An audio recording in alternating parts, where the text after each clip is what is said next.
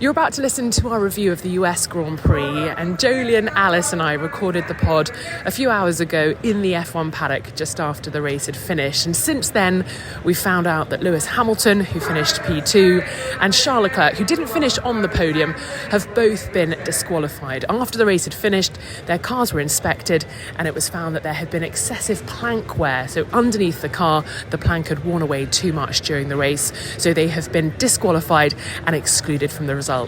We hope you'll still enjoy the pod. Formula One on 5 Live. Welcome to the Circuit of the Americas. We have just watched the US Grand Prix, the main event of the weekend. Of course, it was a sprint weekend, so we had a sprint race on Saturday, but the US Grand Prix on Sunday afternoon. A very hot afternoon, about 30 degrees, beautiful sunshine blazing down on the fans, and we think 400,000 fans will have been here over the course of the weekend, and actually they were treated to a pretty great Grand Prix, and it was Max Verstappen who took to the top step of the podium once more in 2023, followed to the checkered flag by Lewis Hamilton, and then it was Lando Norris in the McLaren who made up the podium positions. So a great race. I'm joined by our lead commentator this weekend, former Formula One driver Jolien Palmer and racing driver Alice Powell, to digest this one. Jolien, we went as far as to say this was the best race of the season. It gave us a bit of everything, didn't it? Andrew Benson called it the best race of the season. He was getting very excited halfway through. It was a great race, definitely. I just really liked that in the context of it being a dry race, there's no chance of the weather playing a part. We had a race for the win, and Verstappen started sixth. Obviously, that really helped it. If Verstappen was on pole, I'm sure it wouldn't have been quite the intrigue that we had, but Norris led the race. Hamilton threatened in the middle and then at the end. Verstappen was struggling, he was flustered, and he only won by 2 seconds, but actually on the last lap the gap was almost coming down to less than a second. For a last lap of the race in 2023 in dry conditions, it's pretty good. We'll take it. We will take that one. Yeah, Max Verstappen, flustered is a great word, Jolien. He was almost quite angry with his race engineer, GP, Jean-Pierre Lambiase, as he was complaining because GP was talking to him through the braking zones, and he was struggling with his brakes. How off-putting is that when your race engineer is choosing the wrong moment according to the GPS? Well, it's frustrating and a struggle when you've got brakes that aren't working to your liking, and then adding on top of that your engineer talking through points of the lap when you are hitting the brakes or you're coming into a braking zone. It can be really off-putting, so no wonder Max was frustrated and annoyed that his engineer was talking into the braking zone. That the cars have GPS, so you can usually see where the cars are on track. They have onboard as well that the teams have access to see that, so maybe there was an issue around there at some stage for Red Bull that they were unable to see. Well, I think on top of that, Max was struggling with the brakes. So he's a three-time champ. He's experienced now. He's one of the greats out there. He may be the greatest out there in time. I think he can deal generally with radio chat around the lap. It's never ideal to speak when you're in the braking zone. But I think particularly today, when he was under pressure and he's having to manage brake issues, you have to concentrate a little bit more every time you're smashing that left pedal. And so I think today of all days is when GP has to be careful and really concentrate on when he speaks, because it was just requiring more concentration for Verstappen. And there's some big stops at this circuit. Turn 11 was causing problems. Hamilton and Norris both had meaty lockups there. Verstappen had a wispy one. And turn 12 as well. And with how the race was unfolding, if Verstappen did have a big lockup, flat spotted a tyre, or even just lost a second of lap time, it might have cost him the race. So the focus had to be there, and yeah, he was demanding on the radio. It hasn't been a straightforward weekend for Max Verstappen, losing that lap in qualifying on Friday afternoon due to track limits. Then he had a little spin on Saturday, then some brake issues to deal with today during the Grand Prix. And he said it wasn't going to be straightforward to clear the 5 cars in front of him this afternoon in the Grand Prix. He had to work for it. He described it on the radio as a tough race. Do you think he got lucky? If there'd been a couple of extra laps, he knows he may have lost the win today.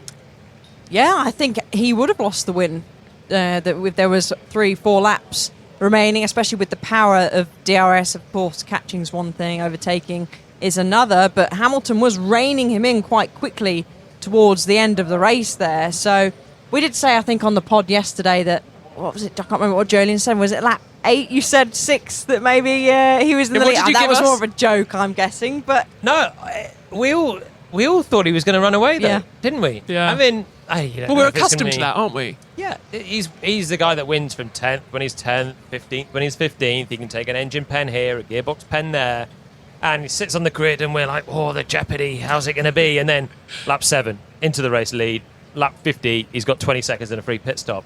And after yesterday, 19 laps, and he was 9 seconds clear of Hamilton. He was 20 seconds clear of Leclerc.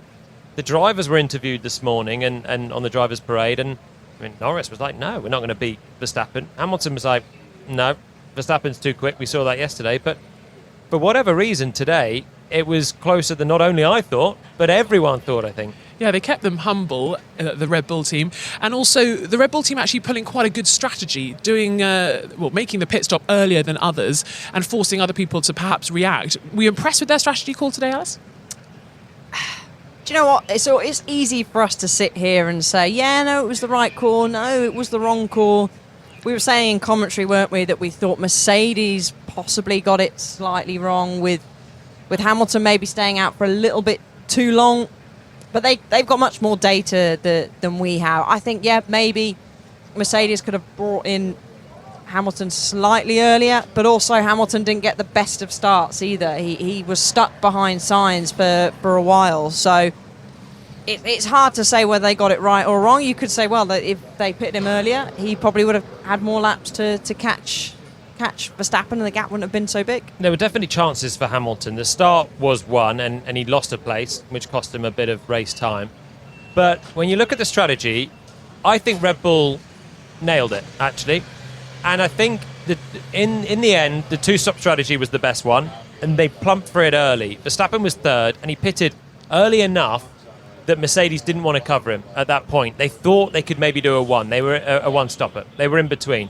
McLaren covered it, and that kept the net lead for Norris.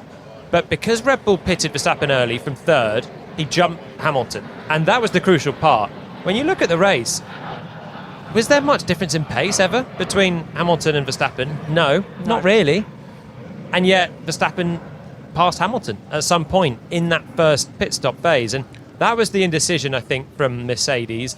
They were not sure between a 1 and a 2. Hamilton was ticking along nicely. He had good pace in the first stint, was just slightly quicker than Norris. So it was more of a no-brainer, I think, for Norris to cover off Verstappen because he was struggling a bit more. But I think with Hamilton's good pace in that first stint, Mercedes thought, let's try and extend, and that maybe was the crucial part because once they were sort of caught between a 1 and a 2 stop, it was too late. Verstappen had the track position and they were on the hunt to try and come back through. But if Hamilton never lost the track position, the pace of the Mercedes versus the Red Bull is not a given that Max would come through, and he had to lunge to pass Leclerc and Norris. Hamilton was quicker than those guys, so maybe that was the chance. In the end for Mercedes, switching to a 2-stop was definitely the right call, even if it was a little bit late, because obviously Leclerc staying out on the one lost out even more. Well, let's hear from our race winner then, Max Verstappen in the Red Bull on the top step of the podium once more.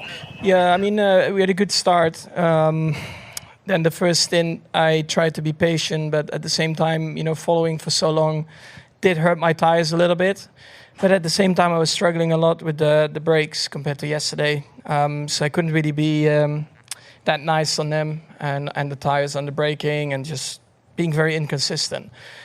And that basically carried on for the rest of the race where compared to yesterday, that was just quite a big factor because I never really had a lot of confidence, to be consistent on the braking.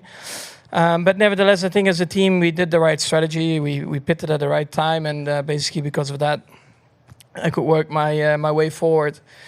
So, yeah, I think we did everything correct today, but I was hoping for a little bit more pace because I think yesterday we were a lot more competitive. At what point in the race did the brake problems occur? And in terms of lap time, what was it costing you? Just lap 1. That was the only thing that we changed from yesterday. That made it very difficult. I couldn't get on top of it. And brake, well, it's very rare that I have it in F1, but today it did come up and just made it a bit more difficult. Was there any point in the race when you thought, I might not win this? I mean, once I was in the lead, I think the gap was okay, but With a few laps to go, there were some back markers, and my tires were not feeling that great. The hard tire was not very good today, but I think the gap was just big enough, and not too many laps left. And Max, you've told us many times this year that you enjoy having a good battle out there, and you had to work your way forward today, racing both of the guys alongside you here. How much did you enjoy it? Yeah, it was good, but I think in general, today the pace was a lot closer than maybe some other races. So I think naturally that does make it more exciting, and you need to be really on top of things. But then at the same time, of course, I was not entirely happy because I was struggling myself with the brakes. So then your confidence is not that fantastic. Mm-hmm. And can we get a word on win number 50, which takes you to within one victory of the great Alain Prost? It's another extraordinary milestone in your career. Yeah, I mean, of course, it's a great number. Still rookie numbers compared to Lewis, but for sure, it's a great number. I'm very happy with it, very proud of it. But yeah, let's try to win a few more. So that was Max Verstappen starting off this triple header in the way I'm sure he means to go on. But as we've said, kept a little bit more humble this weekend, and it was Lewis Hamilton behind him. Of course, they've been strong adversaries in past. 2021, we've seen them go against each other, and we all know how that ended. I was hoping maybe for a bit of wheel-to-wheel action, but it was just a little bit too far away, wasn't it, this afternoon for them? We got it in the first corners. They were side by side at the first corners, and then bottle that and save it. I think when Verstappen has to pass 5 cars to win, if anyone's going to beat Max, you don't want to be giving gimmies in the pit stop phase, because the Red Bull car is even today, maybe it's slightly stronger than the Mercedes. It was very, very tight, but if you've got 5 cars starting ahead of him, when he wasn't blasting past on the straight lines, you want to at least make him make those passes. And Russell was starting ahead, got a bad start. That was one place easily done with the other Mercedes. And yeah, Hamilton in the end, there was nothing he could do because it was taken out of his hands with the strategy. But I think it was still a brilliant race from Lewis. If we go back to the start, why do you think the Mercedes bogged down? I know it's a tricky track to get going on. We've got that huge incline up to turn 1, but both cars seeming to struggle. Did they get their start setups wrong? What was going on there? Well, actually, on the way to the grid, Russell came over the radio and said that I have an issue with my magic button, my brake magic button. Oh, not that one again. We're back to Baku. The old magic is back, and we've seen what's happened with that in Baku in the past. So maybe there was just a slight issue, not just on Russell's car, but maybe Hamilton's car. But it's such fine margins. They practice the starts over the weekend. They have that procedure. They do a lot of starts throughout the year. But it comes down to that when the red lights are on and you're already there, if you just get one slight thing wrong, whether you hit the limiter a little bit, you don't release the clutch as you want to, and you get that, and the people next to you get a pretty good start, that can see you slip down the pack. And actually, interestingly, everyone from the racing line off the grid lost places. Leclerc lost the lead, Norris came straight past. Hamilton lost third, Sainz came straight past. Russell lost fifth, Verstappen came straight past. And the same happened last year. Sainz was on pole, lost the lead immediately to Verstappen. And it's always a surprising one because at this circuit, they don't have a huge amount of racing. The track rubbers in every lap. The drivers through practice, qualifying, everything, they're always just pounding over the right-hand side of the grid. But yet, all the top guys starting on those odd numbers, they lost out. So maybe there was just something there. And then, of course, you have the inside line if you're starting on the evens. And when Norris got up the inside, or Sainz got up the inside of Hamilton, then it's easier to just commit once you got the inside and shuffle wide. Is that something that the Circuit of the Americas need to look at? I mean, is it right that the top guys should be being kind of penalised almost for being on that side, or is it just a circumstantial thing this year? I know. I mean, in the junior categories this weekend, the pole sitters got off the line well, so I don't think it's anything to do with that as such. It's just didn't get a great launch for whatever reason. It's probably just chance, isn't it? Someone would have to look at the historical data. It's not going to be me today. Homework. That's your homework. You fell into that one. But this is like Senna 1990 in Japan, isn't it? Where he was desperate to start from the outside of the grid. He was put on the inside and then took out Prost and won the title. But having pole position, it should give you the optimum line. And I'm sure the outside is the same for most circuits where you have it. Only in the exceptional circumstances like a Monaco, you get the inside line. But it's just, a couple of years in a row where the insides worked, and it was the same for Norris to jump into the lead. Very interesting. So let's focus back in on Lewis Hamilton then. In that Mercedes, they brought an upgrade to this weekend, an upgraded floor. It was sort of interesting coming into the weekend. We had Lewis thinking it was going to bring some great performance, George being a little bit more tentative about it, their technical director James Allison saying he was expecting maybe a tenth of a second's performance there.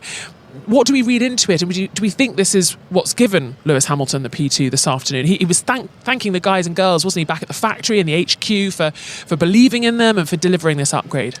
Yeah, he was very happy, wasn't he? But throughout the race, he sounded a bit dejected on the radio, and his engineer was kind of having to pick him up and say, "Yeah, that's all right, Lewis. You're quicker, you're catching. Let's get Norris." But if I was Lewis, putting myself in his shoes, I would just feel a little bit disappointed that I didn't get the best of starts. There's still, four races left to go, so there still is a chance for him to get a win. But this is probably one of the best ones he's had throughout the year, and he'll probably feel, really pleased, but also a bit inside he's a winner. He wants to win. He'll probably feel a little bit disappointed that it didn't all sort of go his way and he wasn't able to get the win. But as we said in commentary, Lewis Hamilton for me was driver of the day, because that sort of that final stint of his where we thought, no, maybe it's over, those last few laps, he really eked that gap down to Max Verstappen. Yeah, he was able to reel him in, and it was sort of Lewis Hamilton of old almost, just suddenly finding his groove. As you say, he was a little bit down, having to be G'd up by his race engineer, Bono. He's finished second here on the last 3 visits, so now we make that 4 visits. He's now been second on the podium, but he does love it here. Maybe it's just something that kind of zhuzhes him out. Maybe in those last few laps, he just feels the crowd's energy, the positivity. Maybe. Could be. But I mean, he also had the medium tyres, didn't he, at the end? So that actually pitting late gave him the option to run in the first round of pit stops, gave him the option to put the mediums on at the end. And Max and Lando were having their own debrief about how hard the hard tyres were to get going and keep in the right window. So the medium tyres definitely gave him a go. He was quite negative on the radio for the first bulk of the race, but I just think sometimes when Hamilton's on his day, he's always wanting kind of a reassurance from Pete Bonington saying, yeah, you're actually doing well here. You can definitely do this. Yes, because he was saying, Max is disappearing off, and actually Bono was like, no, Lando's coming towards you. You are sort of pulling him in. So it was sort of the perspective needed a shift, didn't it? It did, exactly. And it's the same with anything where someone might see something as a negative. You can try and flip it into a positive, and then that's exactly what his engineer did there, just to try and keep Lewis sort of hungry. He's hungry anyway, but hungry in a way that he's focused on the car in front and still trying to eke out every little pace. And actually, every time he came over the radio, his engineer, and said those, we saw, here we go. Look at the timing screen. Hamilton's popped in a personal best, so it worked. Yeah, they were telling him that P2 was definitely on. Even the race win could have been a possibility this afternoon. Wasn't to be for Lewis Hamilton, but let's hear how he's feeling after taking second place here in the States. It's been, obviously last race was very difficult, so to go home so empty-handed wasn't great, and so to be able to turn it around, I think it's shows a real strength in depth for the team. And I felt great from lap 1 on Friday, and so had a good recovery week, and I felt solid in the car. And this is the first weekend that I've really felt the upgrades work, so felt really positive, incredibly grateful, because I know how hard everyone's working back at the factory. So it's nice to finally start to see the rewards of their hard work, and to feel it in the car as well. Just 2.2 seconds behind Max at the flag. Do you think you could have won this one if you hadn't done the offset strategy and you'd gone for track position? Yes. I mean, I do think we would have been in a fighting position to fight with Max. I think we made our life a lot harder today than it probably needed to be. I think it was going to be hard anyways because these two are very quick. I think overall, like our starts this weekend, normally we have really great starts, but we struggled in our starts this weekend, so we lost ground more often than not. And, I think in one of the pit stops, I think I might have been a bit long, which then made it harder for the guys, and then the stop wasn't that great overall. So there's lots of areas that we could have been better, but the positives are that we were at points matching them for pace, and to be only 2 seconds back afterwards at the end of the race, I think is a good sign.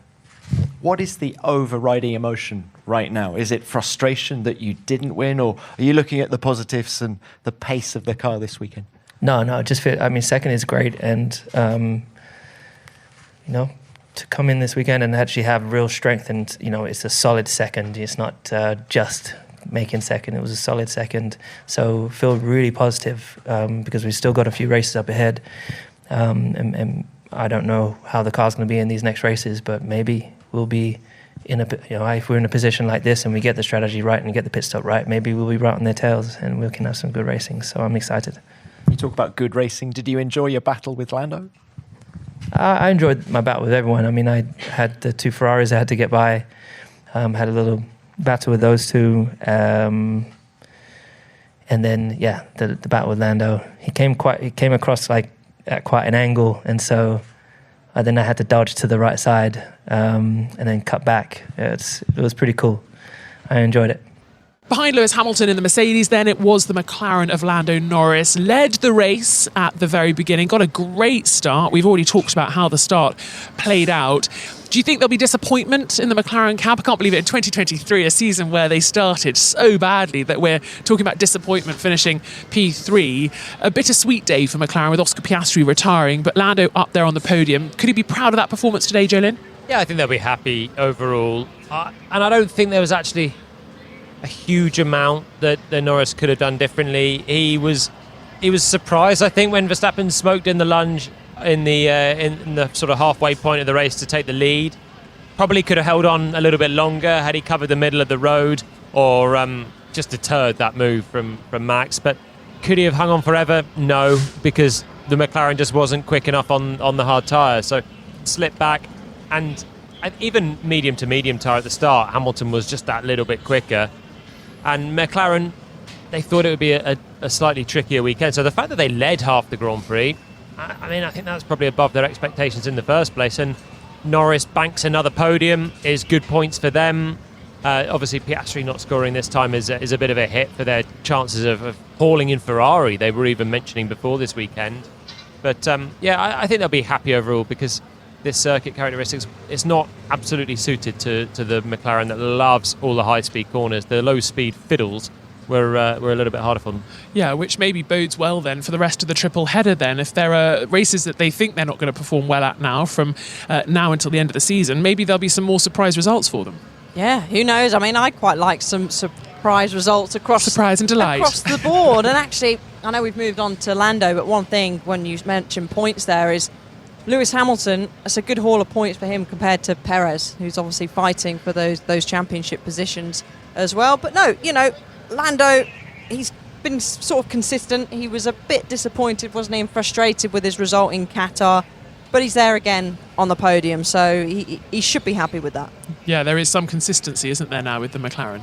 Yeah, he's driving, I think, really, really well. And things like nailing the start from the front row as well. These are pressure moments for a driver that's not won a Grand Prix yet. And he did the same at Silverstone, on the front row in front of a home crowd, took the lead. That day, McLaren were nowhere near the Red Bull, and he didn't put up much of a fight to Max. This time, at least he led half the race, building up that experience. He's banking a lot of podiums, but still waiting for that first win. It's a matter of time, though, surely. It is. I did think at one point today when he was at the front and we saw Max sort of just there in, sixth, fifth place, I thought, in the back of my head, I thought, maybe. I didn't want to jinx it. I didn't want to say it. You were getting ready for that title of the in the papers, the headline saying, new race winner in 2023, or new race winner in Formula One. I'd love to see it. Just imagine the celebrations and how much that will mean to not just McLaren but to Lando as well. But they're both going the right direction about getting the first win. I could feel it was on the cards as well for the first half, and I think the reason is because Lando just looks so accomplished at the front of races now. He just looks.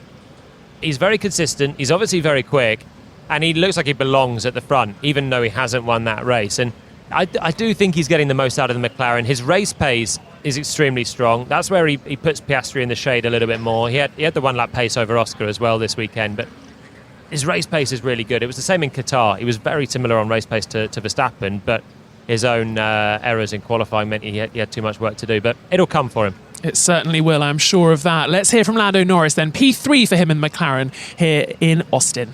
It was good fun. Yeah, the battles, controlling the race at the beginning. My start was very good. To get into the lead was, let's say, a podium maker. I think without that, it would have made my race a lot more tough. So a lot of things were great. The pit stops were amazing again by the team. So a lot of things were great. And it was a good day for us. I think, all weekend, I think we get close in qualifying. We're good in qualifying. The new tyres mask a lot of our issues. But, if you look at the overlays and the GPS of how much time we lose in slow speed corners, it's...